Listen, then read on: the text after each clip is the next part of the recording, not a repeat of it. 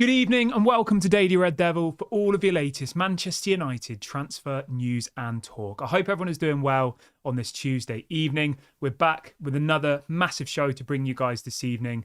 But before we jump into that, please do me a little favour, smash a like on the video, subscribe to the channel if this is your first time watching, and let's jump straight on into it. So on the show this evening, we're going to be reacting to a story that's just broke in the last 20 minutes saying that Jadon Sancho is on the brink of moving to Borussia Dortmund.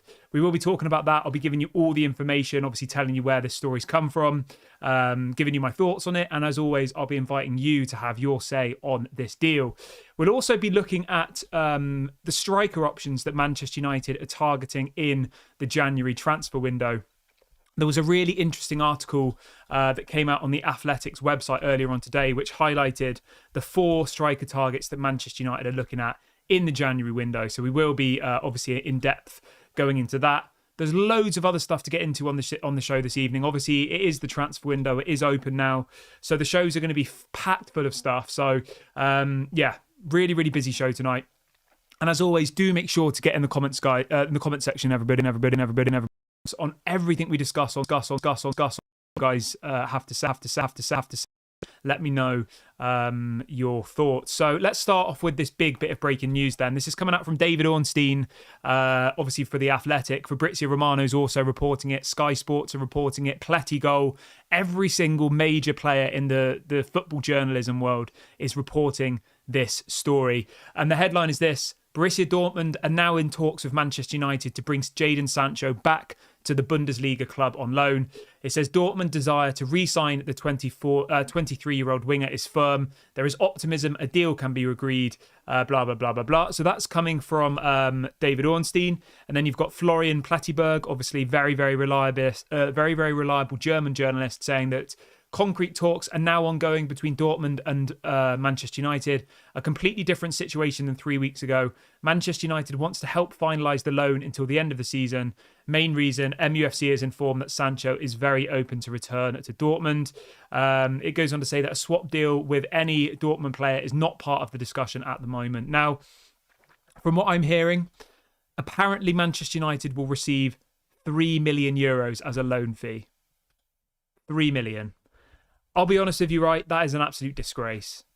An absolute disgrace. And you know what? I feel like we're just enabling Jadon Sancho here. Okay? He throws his toys out of his pram. He calls out the manager on social media, which should never happen. Ever. Okay? I don't care who you are. I don't care how good you think you are. That should never happen. He calls out the manager on social media. He refuses to play, refuses to apologise. And now he's getting his dream move back to Dortmund. And all Manchester United will get for this is €3 million. That's including a contribution to his salary and the loan fee. €3 million. I mean, it's an absolute disgrace. It really, really is. And you know what? It's really, really annoyed me. Some people will be sat there saying, oh, it's great. Sancho's going. It's really good. Oh, I'm really happy. Jadon Sancho's on 250 grand a week. Okay? We're loaning him for 6 months. It doesn't take a mathematician to work out how much money we're going to pay him over the next 6 months. He's on 250k a week, which is £13 million per year. And so what's half of 13 million? £6.5 million. And we're getting €3 million. It's an absolute embarrassment. It really, really is. I mean, €3 million is about £2.5 million. So not only are we letting Jadon Sancho go and play at Dortmund, we're still going to be paying about £4 million out of our own money to keep him playing at Dortmund. It's a joke. It really, really is. I'm really, really annoyed about this. I am. I think it's an absolute disgrace, to be honest with you. An absolute disgrace. €3 million. Like, what are Manchester United supposed to do with that? And he's still going to be our problem in the summer. I'm really not happy about this whatsoever. I just think it's embarrassing. I think you need to be firm with Jadon Sancho and just be like, either you go permanently or we'll let you rot in the reserves. He's not going to apologise. Why are we enabling him?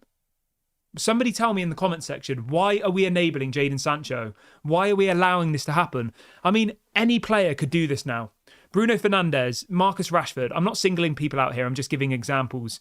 They could decide that they don't want to play anymore, stop playing football, fall out with the manager. And then they could do exactly the same thing as what's happening here. And Manchester United would be stuck paying their wages. We've paid him 250k a week for about 2 or 3 months now for him effectively to do nothing. And now instead of saying to him, Jadon, either you leave permanently, you go to Saudi, you go somewhere, or you're just going to rot in the reserves. And I think he would quite quickly change his tone then. I genuinely do. Now, I know people will say, oh, there's not much we can do about it. I feel like we're really, really enabling him. I think it's a terrible deal. Absolutely terrible deal. Even if they were going to cover his wages, I think that would be like, fair enough. Let me just put this into perspective for you, all right? Let me just kind of calm myself down a second here. Are you ready for this? This is going to completely blow your heads open. We loaned Weghorst last season, okay? He's absolutely hopeless. He was never on the level that Jadon Sancho was. He was a Burnley player who were in the Championship who loaned him to Besiktas. We paid Burnley this time last year it was £2.6 million. We paid Burnley £2.6 million to loan Wout Weghorst, which is €3 million conveniently. It's exactly the same amount of money. So let that sink in for a second. We're about to loan out Jadon Sancho, a 23-year-old who was regarded as one of the most exciting talents in world football a couple of years ago. And we're only going to receive the same amount of money as what we paid Burnley for Wout Weghorst last season. It's an absolute embarrassment. I'm sorry. It doesn't excite me at all. It doesn't allow us to bring in any replacements, because we're still going to be out of pocket here. €3 million is nothing. It's literally nothing. That's like Casemiro and Varane's wage for a month. It's an embarrassment. And I'm really, really annoyed this evening. Richie says, I say bullshit. Fabrizio was on United Stand an hour ago and said no interest in Sancho. Mate, I'm not sure what you're talking about. Literally every single journalist in world football is reporting this story. And you're saying Fabrizio said this, Fabrizio said that.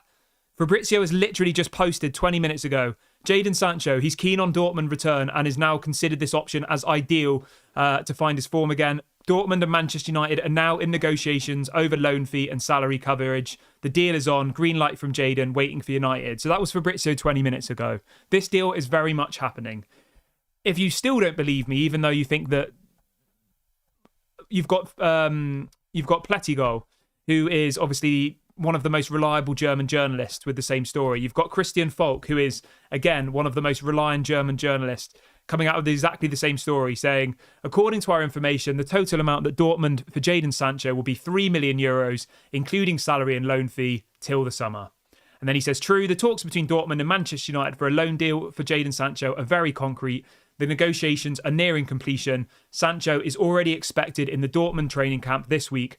Dortmund will pay a loan fee. United will pay the rest of his salary. So this deal is going to happen.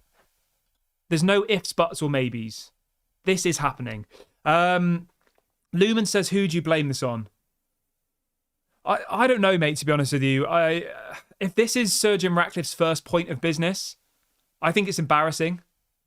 I really, really do.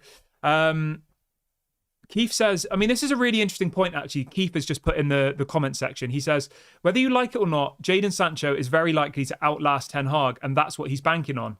I mean, that's a very, very good point. You know, there's me sat here screaming at the camera saying, why are they enabling him? Get rid of him, sell him to Saudi. I don't want him at the club. But as you said, there's a very, very high chance that we'll see Jadon Sancho back at Manchester United at the end of the season. And in my opinion, at this moment in time, there's a very high chance that Erik ten Hag will be gone by then, I think, personally. So the likelihood is Jadon Sancho will probably come back and he'll probably play for Manchester United again because Erik ten Hag will be gone. And he'll probably apologise. He'll probably come out and say that I was treated unfairly by Erik ten Hag. By that point, none of us will have any emotional attachment to Erik ten Hag because he'll probably be sacked, and Jadon Sancho will probably come back to the club. So, you know what? It's easy for me to sit here feeling frustrated, but when you actually think about it deep down, I can see what Jadon Sancho's doing here. He'll probably be back in the summer and he'll probably be wearing a United shirt next season. Somebody in the chat is saying, are you sure it's only €3 million? Mate, I'll read out the statement again for you now really quickly. So this is Christian Falk, over 400,000 followers on Twitter, one of the most reliable German journalists for the Bundesliga. And he says, according to my information, the total amount that Dortmund will pay for Jadon Sancho will be 3 million euros. And then he puts in brackets, this will include salary and loan fee until the summer. 3 million euros. I'm not happy about it. I'm not, but it is what it is. And as I just said there, I think the most likely outcome is that Jadon Sancho will probably come back in the summer and Erik ten Hag will probably be sacked by then. So, yeah, it is what it is. But let me know what you guys think in the comment section. I think it's embarrassing. I really, really do.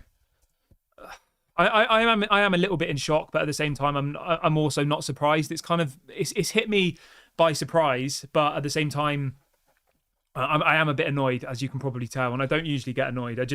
I feel like we've been taken for mugs by Jadon Sancho. I really, really do, and I don't think this is really solving the problem. I feel like this is just enabling Jadon Sancho. It's telling these other players that they can throw their toys out of the pram. They can then sit on the bench, not even sit on the bench. They can sit in the reserves, earning 250k a week, and then at the end of that, they can then move back to the club that we just bought him for, and live happily ever after. I just don't have this. If this was Man City, they would say, you need to go on a permanent transfer now. Get out. But we're not Man City. We don't have that ruthlessness yet. It's really, really frustrating. Blakey says, who will pay his salary? Mate, we are paying his salary, okay? Dortmund are giving us 3 million euros, which is 2.6 million pounds. Jadon Sancho is paid 13 million a year, right? He's on loan until the summer, 6 months until the summer. So what have we got? 13 divided by 2. Between now and the summer, Jadon Sancho is owed 6.5 million pounds in wages. Okay? He's going to go to Dortmund, and they're going to give us 2.6. So just to give you a really, really blanket summary, Jadon Sancho has refused to play football for us. He's called out the manager on Twitter. He's embarrassed the fans, embarrassed the club, and to be honest, has been an absolute disgrace. He's been paid 250 grand a week to do nothing. He's now going to move back to Dortmund, who we gave 70 plus million for him 2 seasons ago. We got robbed. And overall, when you work out all of the calculations, between now and the summer, we will have to pay Jadon Sancho £3.9 million across a 6-month period. It's a disgrace. It is. There's no other way of looking at it. I'm absolutely furious. Scott says, did you not just say 3 million plus salary? No, mate. It's from what I'm reading here on my screen, I'll say it one more time. The deal will be 3 million euros, including the salary and including the loan fee. And that will be till the summer, which is obviously June. I need to take a bit of a deep breath after all of that, to be honest. Everybody smash a like on the video, please, and subscribe if you're new. I'll move on to the next story now. Right. Let's talk a little bit about the new striker then. I mean, the new striker doesn't make particularly good reading either, to be honest. Now, this is coming out from The Athletic. The 3 players that apparently Manchester United are looking at in the January window for the striking position are Guirassy from Stuttgart. I think he's okay. I think he'd be an okay option. We're also looking at Timo Werner on loan. And we're also looking at Choupo-Moting on loan from Bayern Munich. I mean, it doesn't make particularly good reading, does it? And I tell you what, right? Imagine how much money we would give to Bayern for Choupo-Moting on loan. I bet it'll be more than what we're getting for Jadon Sancho. Imagine how much money we'll give to Red Bull Leipzig for Timo Werner. It will definitely be more than what we're getting for Jadon Sancho. That's the bit that infuriates me here. It's so frustrating. It really, really is. But yeah. Obviously, I'll keep you updated on this story as and when we get more bits of information here. But yeah, it's annoying. Malk says it's shambolic, criminal, embarrassing, disgraceful. I would agree with all of that. Fred says, what a great start for INEOS. Here we go again. Yeah, it doesn't look good, mate. It doesn't. It doesn't paint a particularly good picture for their first point of call. Within 1 day of them being at Manchester United, they're letting go of a £70 million asset for 3 million euros on loan. I mean, it's a disgrace. But let's move on to the next story, though. There's so much to get into on the show this evening, so I'll try and, speed through it. A little bit on INEOS, actually, really, really quickly. Apparently, Manchester United are now looking at bringing in Dan Ashworth and Paul Mitchell as the kind of combined directors of football. Obviously, Dan Ashworth's currently in Newcastle. And Paul Mitchell is currently without a club, but we know Paul Mitchell. He's been at Monaco, he's been at Tottenham, and that's apparently the planned, recruitment will be those two people. We'll have to wait and see what happens with that one.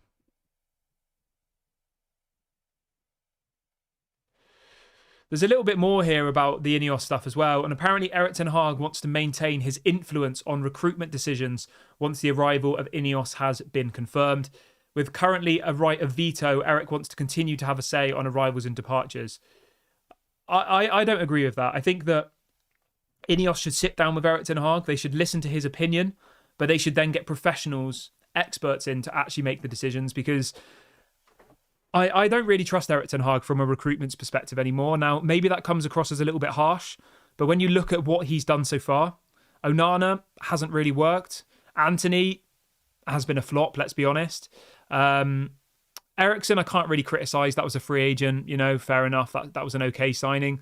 Casemiro for 60 million, I think that was a poor decision overall. Martinez, I think that was a good signing. Malacia, I don't really have an opinion on it. It was like £10 million. It wasn't, a big one. But generally, I mean, Mason Mount, that's the one for me that at the time, I'm not going to backtrack. In the summer, I thought Onana was a good signing. In the summer, I couldn't get my head around Mason Mount.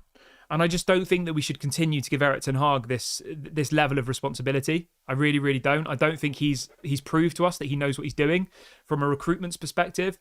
And I think you don't give him any more money, to be honest. I think you need to give this money to the new director of football, whether that's Paul Mitchell or Dan Ashworth. Like, that's what needs to happen. Let's have a look what else we've got here this evening, though. Yeah, I mean, there's more and more journalists coming out with this same story now, saying that Dortmund will pay €3 million, which includes the salary plus the loan fee for Jadon Sancho combined. It's an embarrassment, it is. But let me know what you guys think about all this in the comment section. As I said, I always read through all the comments, so do make sure to have your opinion. Let me know your thoughts. We've got one deal that has gone through today, though, so let's talk about that quickly. Reguilón has gone back to Tottenham. And you know what? I think that was the correct decision. Obviously, Luke Shaw is now back fit. Malacia is apparently going to be back in the next week or so. Reguilón, he never excited me at the point of signing him. I think it was obviously a desperate signing on transfer deadline day. We knew that we had two injuries in the left-back position, so I understand why they did it. But I think that was the right decision to send him back. So we can confirm that Reguilón has gone back to Tottenham. He is no longer on loan at United. United have activated a break clause to end his loan. So yeah, I'm happy about that. I know it's not really like a massive thing to be excited about, but I think it's the correct decision. Let's see what else people are saying in the chat this evening. Welcome everyone who's joined in the last couple of minutes, by the way. Please do smash a like on the video and please do subscribe if you haven't already. Sick Boy says, I still think that Mason Mount is a baller. We just need the team to settle for him to bed in. Yeah, fair enough. Somebody else says you are 100% correct. Erik ten Hag should not be given any more money. He buys rubbish players. Yeah, 100%, mate. Sung Lee says, why would Timo Werner be available if he's good at his current club? Mate, we're literally shopping in the bargain aisle at the moment. You know when you go to the supermarket late at night and they've got all the clearance items? It's like meat that goes off that same day. That's literally what we're doing at the moment. We're in the bargain aisle. But the issue is there's nobody else in the bargain aisle with us. You know, usually when you go to the supermarket, right, and it's that time when all the items are getting reduced, there's always like big crowds of people all trying to get a deal. Nobody else is after Timo Werner. Nobody else is after Choupo-Moting from Bayern Munich. Obviously, there's some people after Guirassy. I think he is a good investment, realistically, just because he's only £15 million and he's definitely worth more than that. But generally, we are shopping in the bargain aisle. This article from The Athletic earlier on today says that ultimately we have £0 to spend in the January window. We can only do some loans, and that's kind of it. More breaking news coming out as well, actually, in the last couple of seconds. So much has happened whilst we've been live. And apparently this is what the team will look at Manchester United. Jean-Claude Blanc is apparently going to become the CEO. Dan Ashworth will be the sporting director and Paul Mitchell will be the head of recruitment. I mean, if that happens, that would be incredible. I literally cannot criticise that one bit. Jean-Claude Blanc, CEO, happy with that. Dan Ashworth, sporting director, happy with that. And then you also get Paul Mitchell as well as head of recruitment. If that happens, I think we'll move forward positively. And we'll never have a repeat of this Jadon Sancho situation again, ever. Yeah. Some people in the chat are saying get rid of Ten Hag. I don't think, calling for Ten Hag's head now is the right thing. I think, Ten Hag needs to stay till the summer. The season is over. We're out of the Champions League. We're out of Europe. We are out of the League Cup. Obviously, we're still in the FA Cup. We could win that, but generally, we'll have to wait and see. Couple more bits to get through really, really quickly. It looks like Pellistri will be going out on loan, apparently. Nice, obviously the club that Jim Ratcliffe owns, are apparently in talks with United to sign Pellistri on loan. I would think that would be a great deal. I really, really do. I'd be really happy for Pellistri to go to the French League. Obviously, Nice are doing very, very well. They're second in the French League. So yeah, hopefully this one happens because he doesn't really seem to get any game time. And I think Ahmad's a little bit further ahead in, the pecking order at the moment, purely based on Ahmad's already gone and done the big loan move. He went to Sunderland. He did well. And he deserves a chance in that first team now. Some would say that Pellistri deserves more of a chance than Anthony. And you know what? I actually agree with that. But in reality, we're probably going to see Pellistri loaned out before he actually, is fully brought into this team. Let's see what else.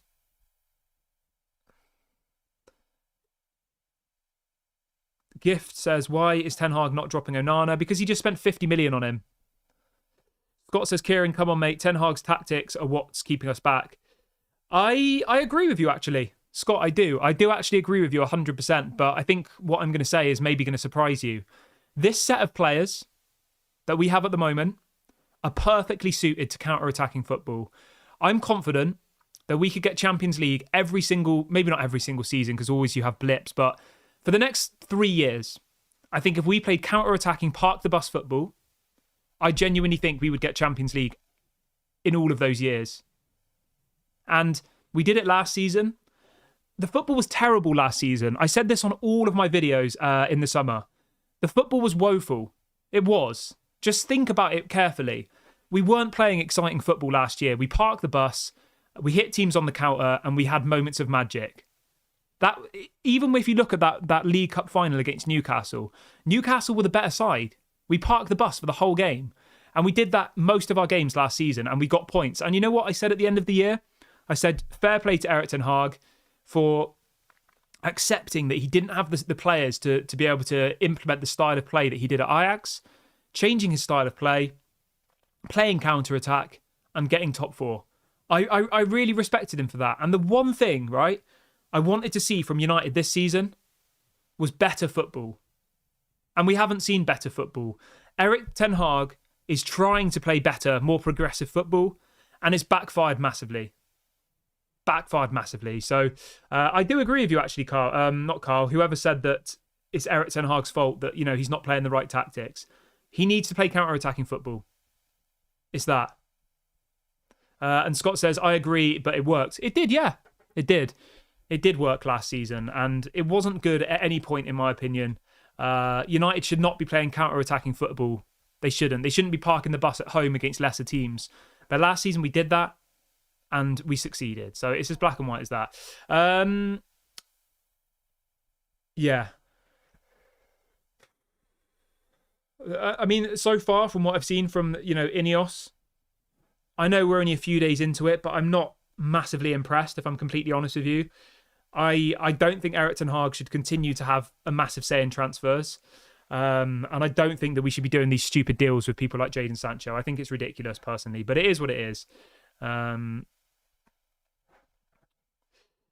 Somebody says, do you think Erik ten Hag will survive the INEOS takeover? I think Erik ten Hag will be sacked by the summer. I do. I think he'll be gone, personally. I think that INEOS already have another manager lined up. Who that might be, I don't know. I just pray it's not Graham Potter. I mean, I've seen Graham Potter linked to the Birmingham City job today. Obviously, Birmingham City just sacked Wayne Rooney. Birmingham City are sat bottom of the championship, and the two favourites for that job are Graham Potter and the guy who just got sacked by Nottingham Forest. I can't remember his name. Like, that just sums it up. But I'm going to wrap the video up here, guys. Do get involved in the comment section. Let me know what your thoughts are. One final question, actually. Sarandeep says, do you think we can get Zidane with new owners? Maybe the Jean-Claude Blanc link would help there. I don't think so, though, personally. I don't think Zinedine Zidane would come to Manchester United. He doesn't speak English as far as I'm concerned. So, yeah, I don't think so, personally. But I'm going to wrap the video up here, guys. Thanks to everyone who joined me on the show this evening. Please do make sure to smash a like before you go. Please do subscribe to the channel if you're new. I will be back tomorrow at about 8:30 a.m. UK time in the morning. If anything breaks between then and now, I will be live. So make sure you hit that notification bell. Have a good night, everybody. Thanks again for joining me. This has been Daily Red Devil, and I'll speak to you all later.